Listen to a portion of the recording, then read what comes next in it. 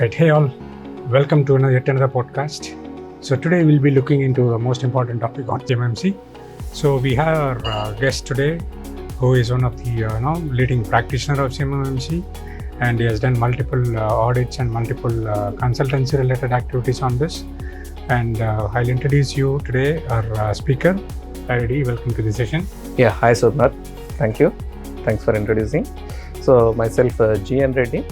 So I'm the founder of Provide Systems. So we provide all the compliance services like CMMC, CMMI, cyber security solutions, and SOC 2 compliance. So we have vast experience in implementing all the security solutions and compliance frameworks. Today we would like to talk about the CMMC. So we are a registered practitioner, and we have a huge amount of experience with respect to implementation of the NIST and CMMC. Great. So thank you today for joining the session. So let's split into various topics, right? As usual, let's start from the basics. In a layman language, could you please help us to understand what is CMMC? Okay. So CMMC is a cyber security maturity model certification. Okay.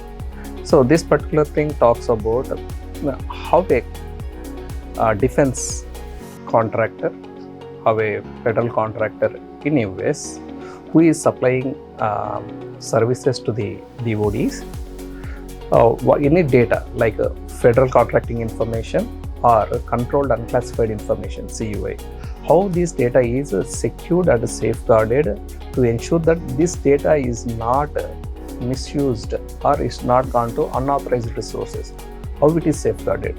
To control this sensitive information, the CMMC has got the practices and controls how to safeguard this information, what is the data flow and how to manage these things, what type of controls needs to be placed in the organization. If any incident happens, how it has to be reacted and to whom it has to be informed.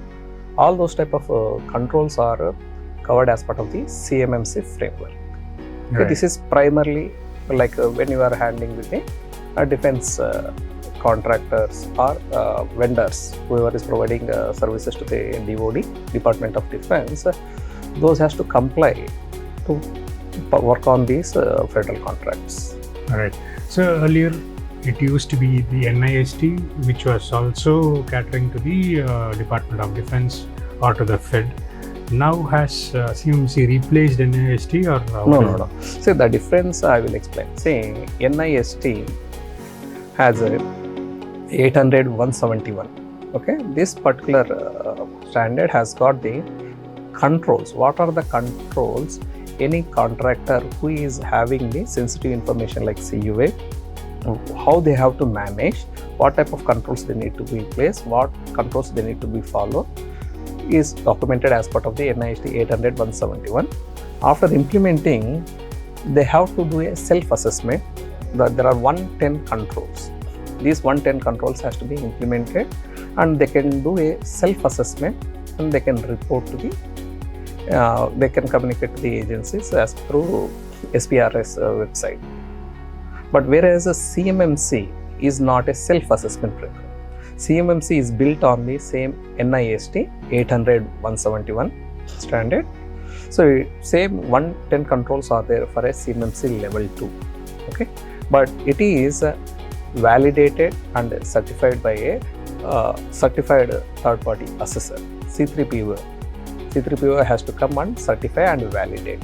So the difference is here we have a framework how to do the assessment, what are the evidences we need to see. There is a structured framework method is given by the CMMC AB, how to assess a organization. Okay, there is a guidelines is provided. As per that, C3PO will do a third-party assessment and certify whether they are in line with the CMMC controls or not. But NIST is more of a same controls, but is of a self-assessment by the organization. Okay. So the difference is NIST is a self-assessment and the CMMC is a assessed by a third-party assessor. Right. So you talked about C3PO. Now I understand it's mandatory that somebody external from or a third party should come and validate and assess the organization. So here also there is a trick for a CMMC level 1 still you can do a self-assessment.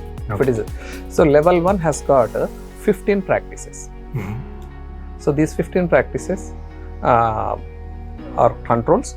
It can be implemented by the organization. It gives only the basic cyber hygiene. It's about the basic controls they can implement, and the chief or authority management has to self-assess in the SPRS portal about they are implemented and following. The annual self-assessment has to done for the CMMC level 1. Right.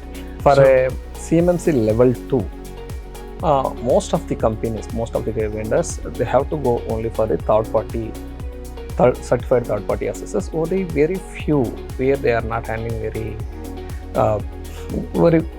few information which is followed. Only those people has given with the self-assessment. But a majority of the people who are implementing CMMC level 2 of 110 controls, they have to go with only third-party assessor, C3PO assessment.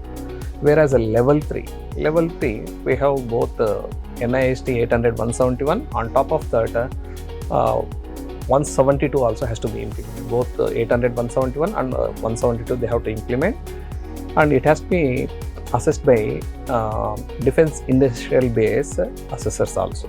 So both C3PO will be assessing level 2 and level 3 will be assessed by the defense industrial base assessors. Right.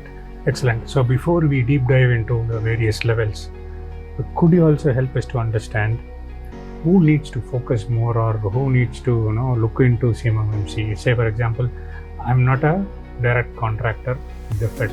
Okay. Should I still need to be worried, or who needs to be? See, CMMC needs to be implemented not only the direct federal contractor, even subcontractors, or even organization which is providing the managed service providers for these subcontractors, or for the federal contractors who are handling with these DoD projects. Even they has to follow this CMMC level 2. So the clause is the CMMC clause as part of the proposals or the agreements is whoever is the primary contractor or subcontractor or their vendors. If primary contractor is having this clause, the same clause is passed down to all the subcontractors or vendors who are supporting that particular contract, DoD contract. So everybody has to, it's not just only the prime, even subs and their vendors has to implement the CMMC level 2 controls if they are going for a level 2. Right. So there was some interesting observations a few years back, and then they decided let's go ahead and implement CMMC. There was a major breach from one of the subcontractors. Yes. Okay. So they did an analysis and they found out that the breach happened due to weak internal controls from a sub-vendor or a subcontractor who sits, say, 10,000 miles away from US. Yeah. Right. So in this case, how would we mandate CMMC for all of them? See, it is as per the contract requirements, it is mandated to all the subcontractors. Even suppose a subcontractor who is not inside the US, but they are sitting out of the US and they are providing services, still it is applicable. We saw recently one client has inquired us. They are actually out of India. They are providing their services from India to their one of the contractor, so federal contractor. So as not a direct work, but they will be giving a small piece of work as part of the agreement. It is not the major one, but whereas their prime contractor is mentioned the clause, the CMMC level 2 clause is passed on to the even subcontractor. Right. So then they reached out to us. See, we are not doing a major one where we are only 3 people are supporting in that one. Still, do we need to implement this CMMC level? Yes, if you are supporting any federal government project or any federal contractor who is working on the DoD projects, so the same clause is cascaded down to the subcontractors. Even though you are doing a small one, your value of work is very small, still you need to implement the CMMC level 2 as per the agreements of the federal agreements. So invariably, even if I am a subcontractor, I would need to inherit all the requirements which are mandated In for the primary contractor. Exactly. All right. So now, having said that, how does it feel important? Maybe based out of your example, if your experience, you could also tell us. Did any CEO or a CTO reach out to you? Yeah, for a actually there was conversation? one recent last Inquiry. month there was one inquiry was there. So where they saying that they're one of the contractor is doing CMMC and they want to be complying with the level 1. Okay. And they mentioned like we are already ISO 27000 and SOC 2 compliance. So automatically we will get, right? That's what they were asking. Do we automatically become a CMMC level? No, it is not like that. Okay. So the important thing is a level 1 talks about the federal contracting information. How the federal contracting information is flowing within the organization. Who is handling, from where it is handling, to whom you are preparing this data. So it's all about the flow of this information. Say in ISO 27000, you do broader level like the entire organization about access management and access control. Okay. Whereas here, this particular data, who's supposed to be having access, where this data has to be stored. Okay. So whereas in NIST or CMMC, we have a requirement, right? This data to be stored in a secure environment, and the communication should be happening in a secure line. So for that, they gave like companies who are storing this data and where they are storing, they cannot directly store in any commercial cloud which is FedRAMP authorized. Mm-hmm. The cloud service provider should be FedRAMP authorized or FedRAMP moderate equivalents. Only these clouds are authorized to store any of these FCI or CUI data. Majorly CUI data. So does that imply that my commercial cloud service provider is probably not good enough for these requirements? So if your commercial cloud, for example, Office 365 commercial cloud, that is not a FedRAMP authorized or FedRAMP moderate equivalence, then in such cases you cannot store the CUI data in those cloud. Right. You need to use like Microsoft GCC or GCC High. Okay, so that the equivalence of the government which is FedRAMP authorized or FedRAMP moderate equivalence. Only in those clouds you should store the CUI information. Right. So interestingly, you also brought up another topic on CUI. Maybe for the viewers, could you explain what is CUI and the basics behind that? Okay, CUI stands for controlled unclassified information. Means any data which is developed as part of the federal contract, like technical data or designs or any maps or any user manuals or any technical documentation which is related to that particular project or data, all those becomes as the CUI information, which is not available on the public domain. Okay, meaning irrespective of whether it is IPR, non-IPR, everything would fall under that. Yes. Because this data is developed only for the purpose of federal. Okay, and it should not be placed, stored in any unauthorized places, and it should not be given access to any unauthorized users. Right. So how do you because see... this will impact the national security. Okay. It may goes to any enemies or the people who are looking for, because these all the data, the DoD projects data has got a lot of DoD related projects information which they can replicate. Sensitive, highly sensitive one, and they develop the same information. They are developing these projects with over years of R&D. Mm-hmm. If the data is leaked and it can be used just like that, and they replicate and sell the data, and a lot of R&D is becoming waste and a huge loss to the federal agencies. So essentially, could we also assume that the entire framework is revolving around CUI? Yes, under CUI and FCA. Okay. Now there's a new jargon as well. You just said FCA. Could you help us to understand the difference between FCA and CUI? Okay, FCA stands for Federal Contracting Information. Mm-hmm. So any information which is developed for the purpose of the government or as part of the government activity, that will be considered as FCA information, which is not placed on the public domain. Okay. Suppose in sam.gov, we'll have all the government RFPs, which is available in the government RFPs, that is not considered as the FCA. because Okay. it is already rolled out for the public purpose So something which is already available in the is public. Okay, but for the RFP which is already in the exam.go and you are raising some queries or clarifications and you are getting that information specific to you and which you are having direct communication with the contract account owner or contract officer, okay, which you are getting the information or any clarifications or any information about the clarifications to RFPs, those which are not supposed to be in the public domain.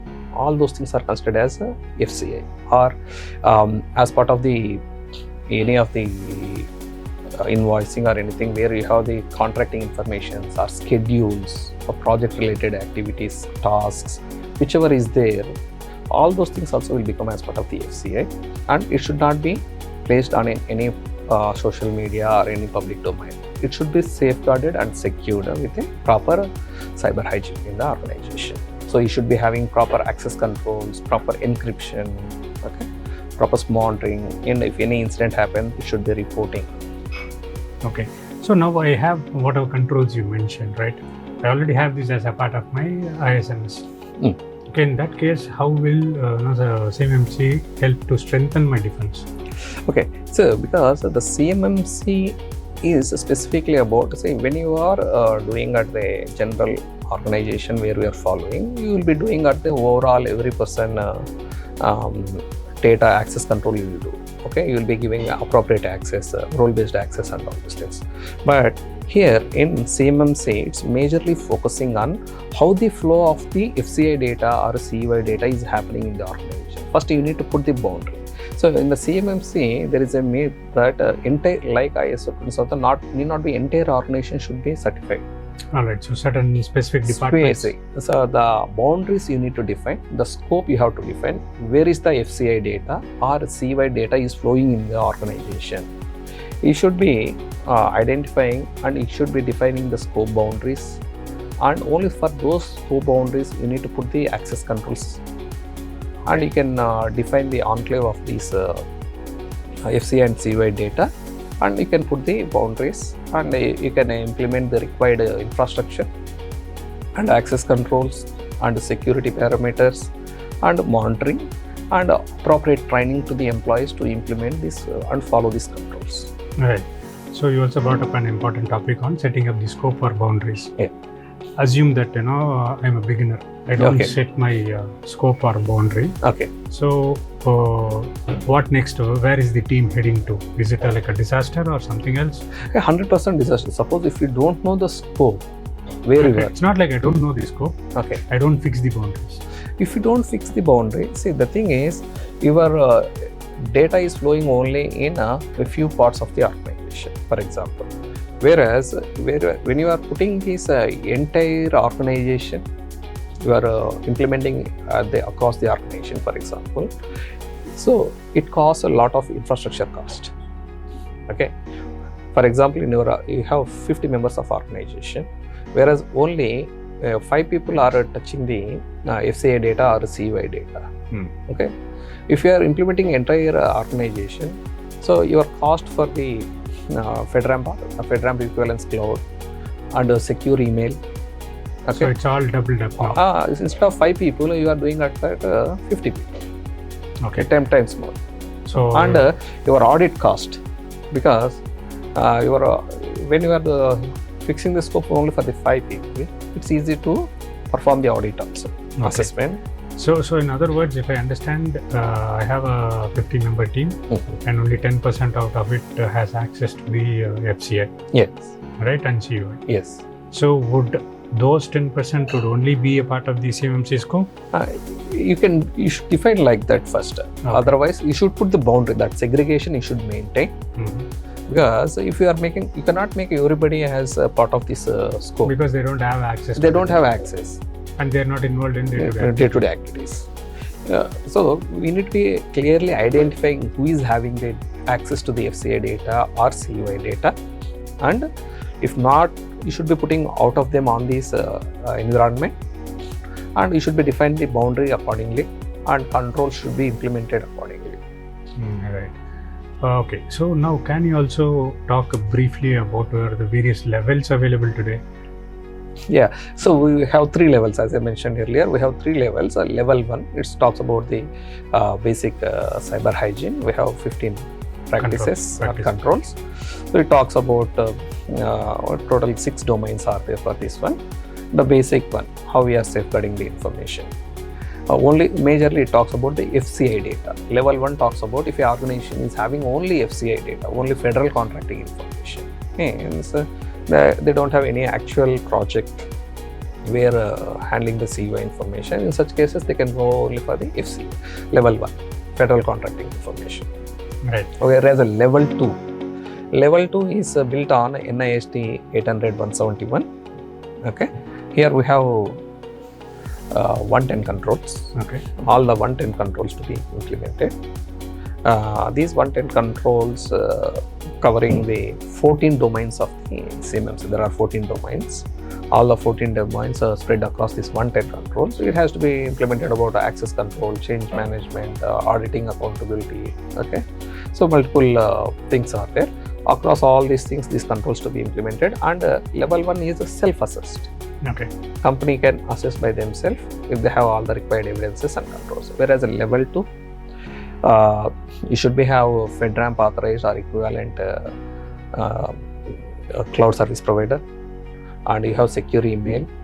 Okay, all the FIPS 142 validated encryption should be followed for the encryption technology. Okay, and all these controls will be whether followed or not, it will be verified. And you should be having an important document called SSP, System Security Plan. How all these 110 controls are implemented, you need to be clearly explain all the controls as part of the SSP. This is one of the requirement, one of the clause also as control also as part of the CMMC level 2. And it will be assessed by a third party assessor, C3PO. Okay.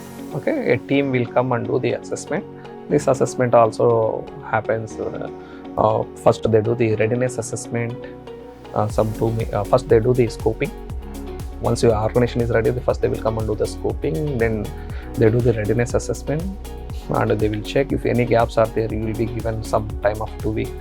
Based on the gaps, you will be given with 4 weeks to 6 weeks. Once you are ready, then they do assessment. As part of the assessment, assessment goes for 4 to 7 days based on your scope, organization. As part of the assessment, you will be having both the document reviews and the interviews and the tests. All the 3 types of checks will be performed as per the control expectation. And if it is ready, the assessor will say like whether the organization is passed or failed. So means we have control either met or not met. Okay, either 0 or 1. 0 or 1. Okay. If it is organization has got more than 85%, you will be given an option of POEMs, plan of action, to close those gaps, and given with a provisional certificate of 180 with a maximum of 180 days duration. If it is within 180 days, you need to close those things, and once again C3PO team will come and do the assessment. If it is satisfactory, they will give you a full certificate. Right. Otherwise, they will revoke the certificate. This is how it happens for a level 2. A level 3. Level 3 is to become a level 3. First, an organization has to complete the level 2. And on top of 800-171, they have to implement 800-172 also. It has got around 32 controls. Okay, so additionally, okay, they need to implement those things. And apart from this after the C3PO, even defense industrial base assessors, they will do the assessment. Alright, it's not like any random or a self-certification No, thing. No. it's even on top of the C3PO, there is a defense industrial base assessor will come and do the assess, and if it is satisfied, then you will be given. But majority of the people will fall under either level 1 or level 2. For very high sensitive information, people only will fall into the level 3 requirements. Right, that was a nice explanation on all the levels. An interesting scenario, okay. A few months back, there was a call from one of our existing clients, Okay. and they claimed that we are already into level 1. Okay. and they wanted us to move ahead with level 2. Okay. Upon deep diving and doing an analysis, we found that they were actually not ready for a level 1. Okay. Okay, this probably one due to out of ignorance they claim, or they would want to move to level 2 quickly so that they have the contracts signed across. See, how do you see these kind of patterns? See, the thing is, like a lot of people claims as we are already CMMC level 1. Why they are claiming as well? Because they don't have awareness. Okay. What is a CMMC level 1? So a company just like that, since we have already the required security infrastructure. Exactly. Okay, we cannot just like that claim as a level. No, that's not the case. So we need to, as I mentioned, we need to finalize the first scope and the boundary of the data flow, and we need to implement the controls, and we need to gather all the evidences, and after all this evidences is there, then the management of the organization has to authorize in the SPRS portal about we implemented all those things, all the required controls for the CMMC level 1. We have the evidence, and we should say like the senior management has to give the consent to the government, saying that we are following already, we have already evidence. So at any point of time, the agencies can come and check. Okay. So when you say the agencies could also check now, say for example, I don't fall under the defense scope. Okay, I'm a non-defense sector. Would these practices also help me as an organization? Yeah, 100%. See, currently the CMMC requirements are majorly coming on DoD RFPs. Right. But slowly it will spread across into the other departments also, like health, USAID or healthcare, or any other different agencies also. There are any chance of putting these requirements, CMMC certification requirements, as part of their proposals. So have you come across certain scenarios like that? Yeah, recently we are seeing in the SAM.gov the proposals, even other agencies are start putting this as a requirement as a CMMC level 1 and the level 2. So now we are leaning more towards these advanced controls rather than with basic things which are available today. Because it's not just only the federal contractors of DoD, even other contractors, other federal contractors also should focus on implementing their CMMC. Right. They should be get ready before it coming, otherwise they lose the opportunities. Okay. Now moving on to the implementation, you said first the organization has to define the scope, set the boundaries. With respect to the next steps, where does many of the organizations find it difficult or fail during the journey? See, they fail the journey first putting a proper boundary and identifying a right infrastructure. Okay. And a consultant to guide them, because people who are already working on the other security frameworks, they think like it's the same as others. Exactly. I was also wanting to talk on that. It's not like that. So you need to understand how it is different from the other security frameworks to this one. What exactly? So because this framework specifically talks about how we are managing the sensitive data, the flow of sensitive data, how we are controlling, what type of encryptions you are following, what type of access controls you are having, how you are reviewing those data, and how the awareness is, training awareness is given to the employees, and any incident happens, to whom it has to be reported, within how many days you have to be reported, what type of actions you need to take. Okay, and where the data to be stored. Okay, what type of controls are there, internal controls and external controls in the organization where the data is residing. So all those things are covered in the CMMC level 2. It is not like any other security framework. Okay, there may be something or similar, but on top of that, the data, sensitive data flow, how it is flowing, they need to understand. Accordingly, they need to put up the controls. Okay. That's where people are failing actually. Because similarly, we got once client inquiry like this, saying that okay, we already did the CMMC level 1 and we completed, this is our matrix, and now we want to go for level 2, how much it costs. Then when we asked what is your data flow, then they don't understand what is the data flow also.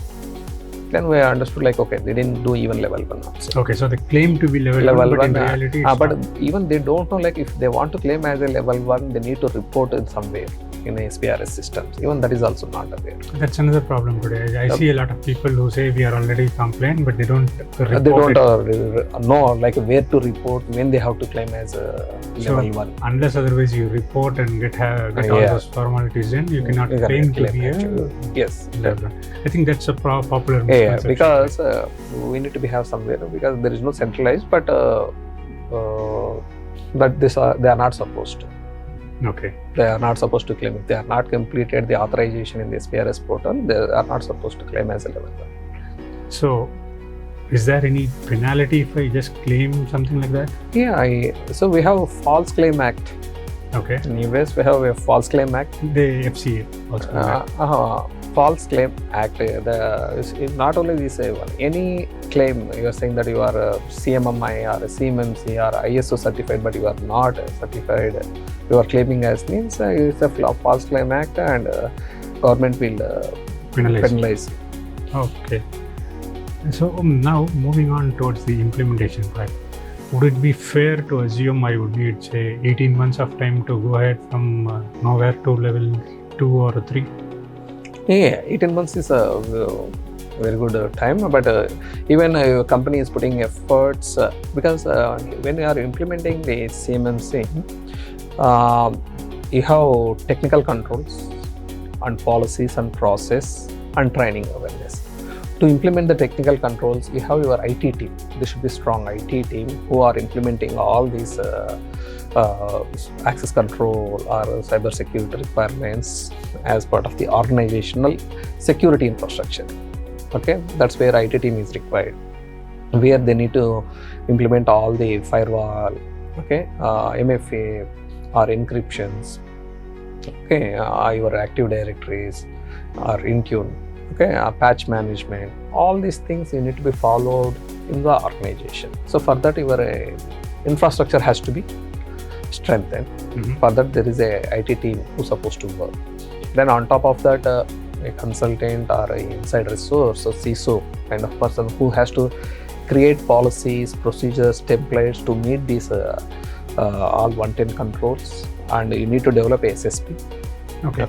So would you recommend a phased approach, right from nowhere to level 3, or sustained when? Yeah. So you should be first identifying the scope and doing the gap assessment. On top of that, you need to develop the required policies and procedures and implementing all your technical controls. Then you need to perform your internal audits and assessment and awareness. It's as I mentioned earlier, this CMMC assessment, it's not just having the controls in place. People should be aware. People should answer during the interviews. The C3PO team will conduct interviews to all the roles who are responsible to implement these controls. Or whoever falls in the scope. Right. Okay. It may be IT team, HR team, or physical security team, or projects, senior management, who are all responsible to implement. Even they should undergo these interviews, and they should show the evidence, and the C3PO team will also conduct the tests on those controls implementation. Only after all the satisfactory, only you will be issuing the score. So, meaning in other words, there are a lot of operational challenges as well, apart from the budgetary concept, right? So, means you should be having adequate technical controls. For that, you should be having infrastructure cost. You should budget not just for the consulting and assessment. You also should budget for you are improving your infrastructure. The government cloud related. It is about the cloud, FedRAMP authorized cloud, and secure email, which is FIPS validated, FIPS 142 validated, okay, and your firewalls, okay, your email security related thing. All these things also comes into the scope of your budget. How much budget you need to or not just only the assessment cost and consulting cost. Your CMMC cost involves all these three. One is consulting and implementation cost, and your technical cost of technical infrastructure cost, and final assessment cost. Okay. So we need to funnel in all these things, and you should also probably add the training aspect to Training. People should be trained, and there are some mandatory CUA trainings people should undergo. Oh, these are all mandatory, Mandatory no more training. optional. So people who are implementing, there is some CUA trainings also they should undergo, and they should be completing the course completion evidences also to be shown during the assessments. So as a CEO or as a CFO, we should take into account all these parameters while I budget something for the CMMC. Yes. All right. And to come back to that fair enough time frame of 18 months. So 6 months to 8 months you can complete. Is that an aggressive one? Or? Yeah, it's aggressive one. You need to put required resources, sufficient time in implementing and gathering the controls. In a 6 to 9 months or 10 months, you can complete the implementation. Then after that, some 2 months for the assessment. Okay. All right. So now that also brings us to an interesting topic on the external assessments, or the final phase of the journey. Okay. Where do you see the CMMC moving forward? See, now CMME, from November 2025 onwards, it started populating more and more RFPs. Okay. The CMMC requirement. So now it's going to be only majorly is coming into the TOD, and very light we are seeing in other agencies also. But over a period of time, it is going to be coming across all the. I'm forecasting like it may come across even other agencies also put this as a requirement as part of their RFPs. So the more and more it is going to be increasing the requirements of a CMMC in the new proposals, and it is going to be requirement for all the federal contractors. Okay. So if not, you have the risk of losing opportunities. Okay. So if you are not implementing the CMMC controls, you will be losing the opportunities, and you will also losing the existing business if you are not maintaining the CMMC requirements in the organization. Okay. Right now. So what typically, maybe if you could name 2-3 set of recommendations you would give to the companies who would want to go for a CMMC? Okay, so company who wants to go for a CMMC, first I say first you analyze what your scope of the organization. Okay, there are what is the scope, who are the people is working on these particular requirements, and not many. If many of people are not working, means you make them out of scope, and people who are within the boundary, you first define your boundaries, then identify the required infrastructure to meet your network. So there may be some networks where you maybe go for a GCC or GCC high. They are costing. So there are some other service providers who are actually cost effective for even a small and a medium size contractors. It will work out. We have to explore and identify the suitable vendors and right consultants. Okay, so this is where you come into. Yeah, this is where like a Provide Systems will come and help in suggesting right vendors for the managed security service providers. So any security services or even these cloud service providers will recommend cost-effective solutions, and we guide them in implementing a detailed implementation which is sustainable in the organization. It's not like once you do and you complete, you will be having the certification. So even though like CMMC level 2, once you do, it is valid for 3 years. Subject to every year you need to attest and you need to confirm back to the agencies, like we are continuously following. Is that a self-attestation or a C3P? It's a self-attestation, but you need to update in the system. Oh, that's a mandated. That's a mandated one. Right. So every year you need to do. So that's the reason the people who are managing these security controls in the organization, they should be educated. So we, as part of our consulting, we educate, we make them to sustain this knowledge to maintain these controls. Okay, so adequate awareness to be given to all the employees who are working in the scope of this FCA or CUA information. So periodic trainings to them, and conducting some assessments and some phishing campaigns to make them aware about these controls, and if any incident happens, to whom to be reported.